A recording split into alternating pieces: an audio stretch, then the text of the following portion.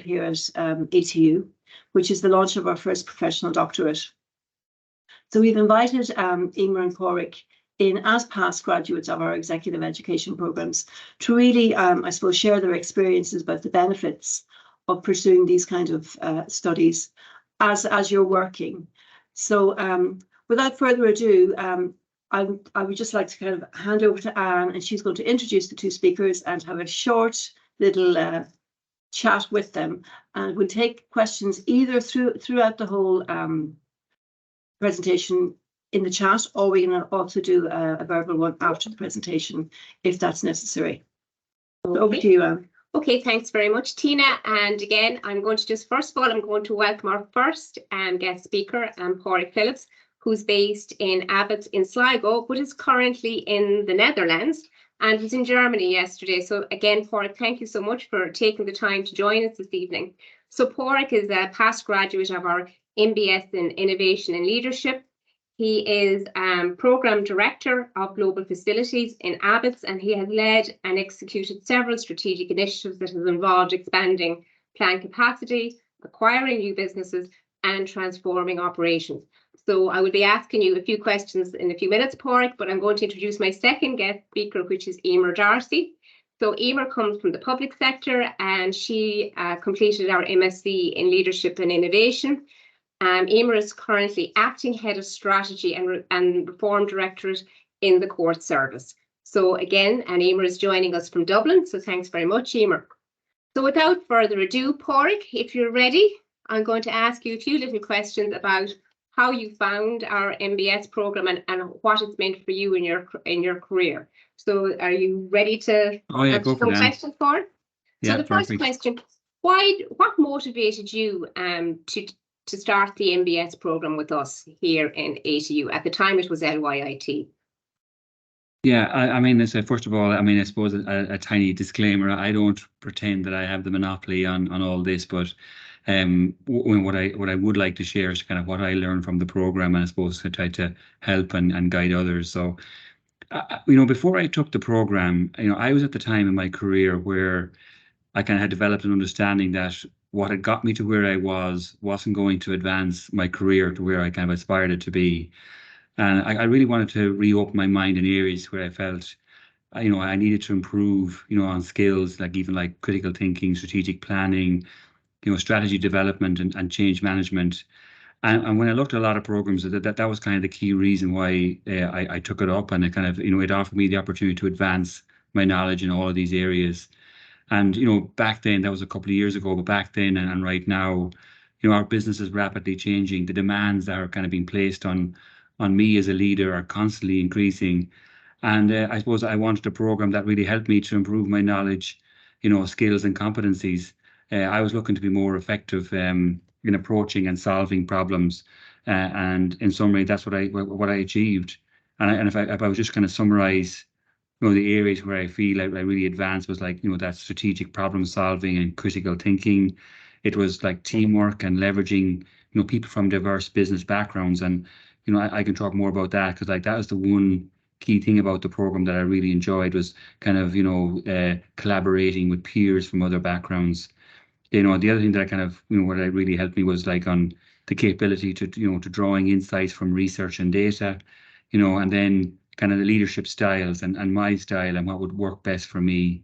And then, and the other two would be kind of networking and influencing, and then communication and change management. And I suppose I was looking for something that was going to help me in those areas. And that's kind of why I did the program.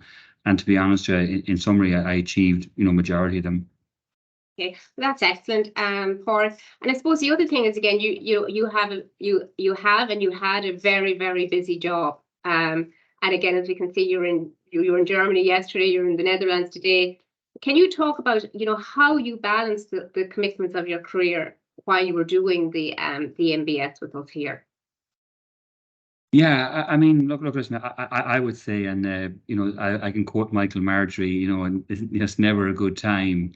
And I suppose if you talk about, say, I was there from the very beginning, instead of there's always, for me, it was kind of maybe a reason/excuse as to why it would not be the ideal time.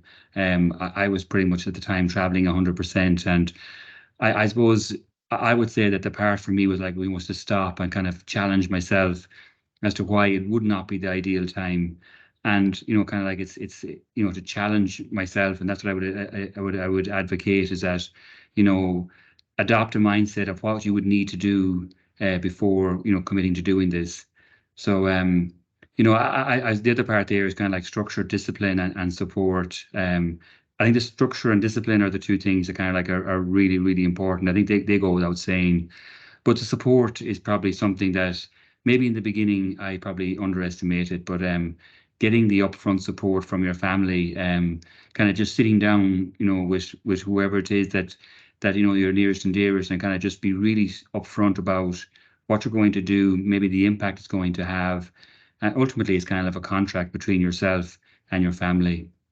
And then from a support perspective, obviously, Abbott, I've kind of spent it's kind of a lifelong learning with Abbott. I've my entire education. But I mean, the great thing about that was kind of sitting down with Abbott and kind of being very clear about what I was looking for and what they were willing to give in terms of flexibility. That might not be true for everybody that's maybe self-employed, but for that was very clear. Okay. Well, Padraig, that was absolutely fantastic. I suppose before we let you go, do you have anything else to add? Or I know you're dashing because again, we are on a business trip, so you are really squashing this in here. So is there anything else? No, I know. I mean, I would say like the really big thing for me, and this has been just totally honest, is just the impact it has had on my career.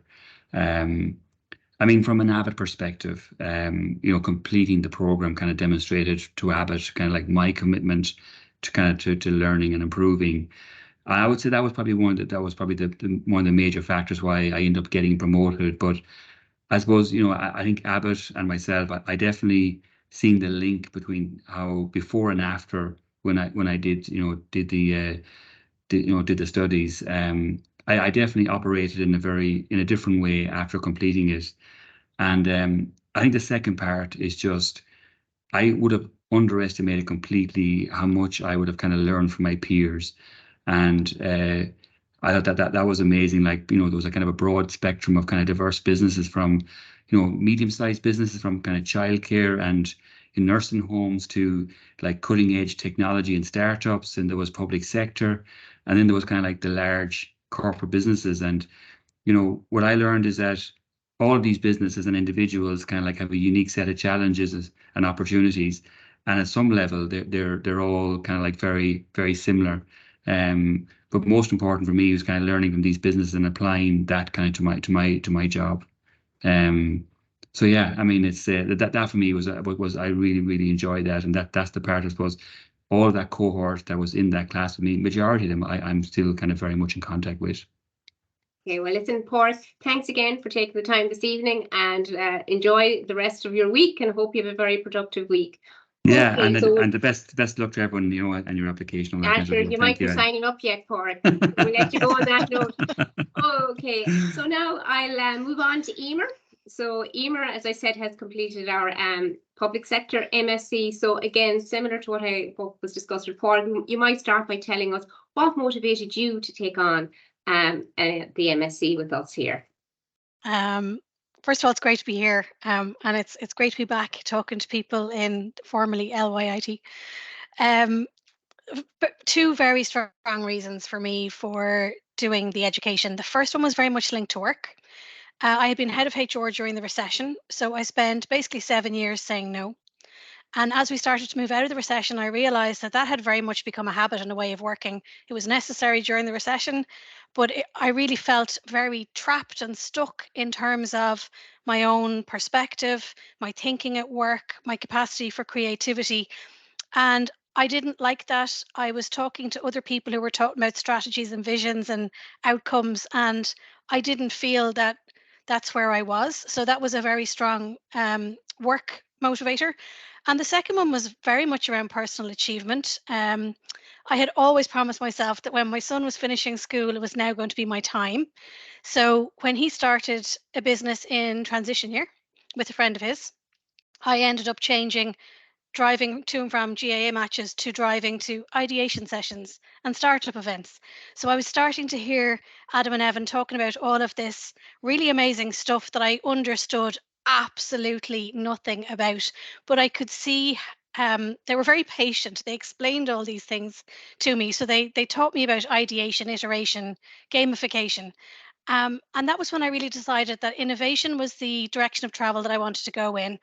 Because I am much more of a doer than a writer, the action-based learning approach was just absolutely fantastic and a really great mix for my skill set. Okay. And then what impact has the MSc had on your career, Emer? There's a huge difference in how I approach my work. So before I did the qualification, it was very much now I was managing rather than leading. I was in a very short-term reaction space, and I knew that I was focused on kind of task stuff. After doing the education, my interest in work and my energy for work just changed completely. I had new skills that just really brought joy to the work that I was doing. But I also became much more confident in what I was talking about. I had learned new language. I had learned about insights and approaches that allowed me to be part of the strategy conversation, which I really just didn't feel that I had the skill set that I needed before. Um, and I also think that it allowed me to tell that evidence-based story. So the storytelling part of the outcomes for innovation, particularly in the public sector, it's a very strong motivator for leading change. So I'm now actually leading our strategy and reform directorate, and one of the drivers of our 10-year transformation program. Excellent, Emer. And again, is there anything else you'd like to add, or any other thoughts about, people thinking of returning to education, especially today we're launching our level 10. Would you encourage people to go back to executive education, or is there any tips or anything that you'd? I absolutely would. For me, the tips are to try and go into it with an open mind. I knew nothing about a design thinking approach and user-centric focus. That is now fundamentally the backbone of everything that I do. And the great part of that is that because of the role that I'm in, I am able to offer that opportunity for the people who work with me to also find a way of working that is joyful and focused on outcomes, and where we're really delivering real changes for real people.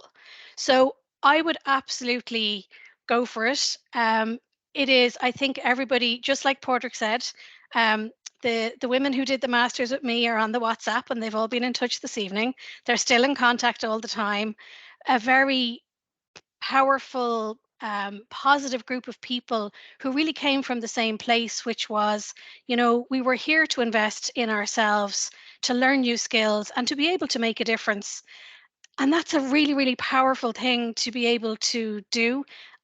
So I would absolutely say go for it. You will figure out the why, and you will figure out the how of how you're going to make it all work. Because the thing is that you do make it work, and you'll find your tribe. You'll find, as Padraig said, you'll find that those people who will support you, who will help you to figure something out if you're stuck. And there's always support available. Nobody wants you to fail. Nobody wants to see you fail. People want you to be successful, because otherwise there's no point in doing this. It's really about being able to take all of that and translate it into your workplace to grow as a person, to grow as a leader, and to really contribute. So yes, please. My answer. Brilliant. Thank you so much, Emer. And again, as I said, if you time, you can stay on with us. And I think now Sure. we're going to talk a little bit about our new offering, the level 10. So I'm going to hand you over to Tina, and we're going to share just a few slides that talks about our new DBA program. And again, there is an opportunity. If people have any questions, please do put them up on chat. And again, at the end of Tina's presentation, we will stop the recording and people can ask any questions they have about our new program. And again, thanks again, Emer. So I'm just going to share my screen here. So again, somebody might give me a thumbs up if you're able to see this or not. Okay. Excellent. Okay. Emer, thank you so much. And Padraig, I mean, it's great to be inspired by people who have done these master's programs, and you spoke so enthusiastically from a professional and a personal point of view. So I feel really energized now, starting my own little spiel here. So like as we said at the beginning, we're here today to talk about a really new development at ATU. It's the first professional doctorate that we have ever had across the whole university.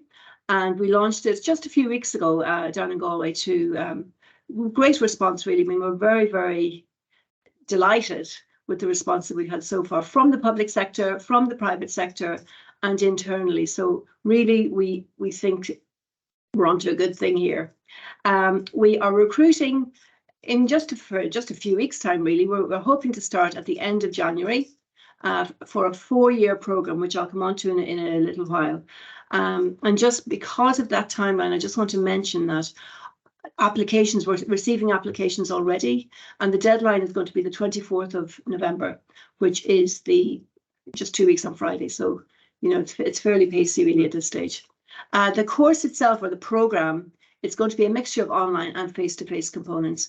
And as Emer and Padraig both said, this is the model that we've used very successfully, and students and faculty both love this model, where we deliver some online, but the face-to-face component is really, I suppose, a core strength that we have, that we get to know each other, we build a community, we support each other, we stay together through thick and thin. So that's why the model is built following that structure. And I suppose just to mention it's block delivery as well. Yeah. So it's not in a weekly requirement, it's done on per module 3-day block. Yeah. So I mean, the first 2 years, it's a 4-year program. The first 2 years are taught, and they consist of 6 modules of 3 days each. So for example, if you started this January, you would do 2 modules, 2 3-day modules between January and the summer, with assessment, etc. And then there'd be another further module from September to Christmas. So it's spaced out, they don't overlap, the assessments are all planned so that you complete one thing before you move on to the next thing. We're being very careful to say that the duration is 4 years, but that, we have to say, can be minimum, because it's very intense. It takes up a lot of your life, and life takes over often for people. So some people will go more, 4.5, 5 years, and that's fine. The program is structured to support individual, I suppose, things that happen in people's lives. So the audience for this program, it's really for senior level people in industry, both in the public and private sectors, and also some academic staff and management staff within our own organisation. We've talked about the Q&A, so we don't need to do that. So we're always asked, what is a DBA, and is it the same as PhD? And, you know, tell us a bit about it. So a DBA is a Doctorate in Business Administration. It was developed out of the MBA model, I suppose, which is the Masters in Business Administration. So there's a very strong business focus to the whole thing. It is a level 10, as is a PhD. And I suppose the main difference between Anne did a PhD, I did a DBA, and we both have goods and bads about both of them. So the main difference from a people, what you do with it, is that with a DBA, you make what's called a contribution to practice and to theory. So the contribution is the new thing that you do with your doctorate. A PhD focuses much more on theory. Yeah. Anne did more theory than I did, and I did more practice than she did. And that's really, both of them have their strengths and challenges, but they have equivalence in terms of promotion and academic rigor and all those parameters. Both of them look at doing research, academic writing, gathering data, analysing data, discovering something new, writing a thesis, and then participating in a viva at the end of the process, at the end of the 4 years. The DBA focuses very strongly on what's going on in organisations, what are the needs going forward, and how can academics and practitioners work together to solve some of these problems. So the next slide then is like, well, why undertake it? And this is following on from both what Emer and Padraig said. Really, it gives you a professional and very big personal boost. From a professional point of view, it allows you to do research in a specific area within your organization or on behalf of your organization in conjunction with organizational strategies or challenges facing different organizations in different industries.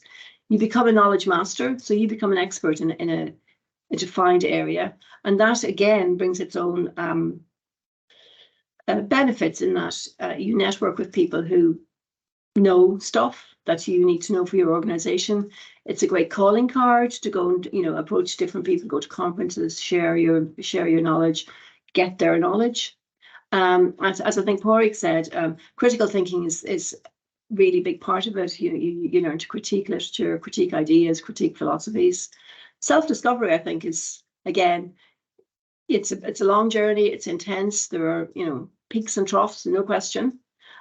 So like that kind of resilience and resistance to things that come at you is definitely a skill that you build up and that lasts. I mean, that doesn't go away. Opportunities to progress career-wise, and then this thing about building relationships with between industry and academia, and particularly in like regional areas like the west coast of Ireland. It's great to have those relationships in place that we can do things and identify and draw down funding together that will really build the infrastructure and the critical mass within the region. Our entry requirements are a master's in a business degree or related area, and a minimum of 5 years professional experience. And the reason why we say that is that because it is so practice-based, you're part of a community, you do a lot of sharing. So it's great to have a diversity of different experience at a certain level, because you can really learn, as Emer and Padraig both said, from your peers. You learn so much from that, those very strong relationships. The way we're running it is that if people want further information, please do come and talk to myself and Anne. We're doing one-to-one sessions with interested people, giving a bit more detail and talking about their individual circumstances. As I mentioned before, the deadline is just 2 weeks away, so we're meeting people really every day at this stage, talking about their own particular requirements or questions or things that they want to explore. And really, I think that's all we need to say. And then I suppose we just want to open it up now to anybody who's any questions. Emer is still here with us, so she can. And again, I think a lot of the participants actually on this call might be from some of our executive education programs. So if you have any questions, please put your hand up. I think the recording is probably going to be stopped now, so you can ask questions without worrying about being recorded.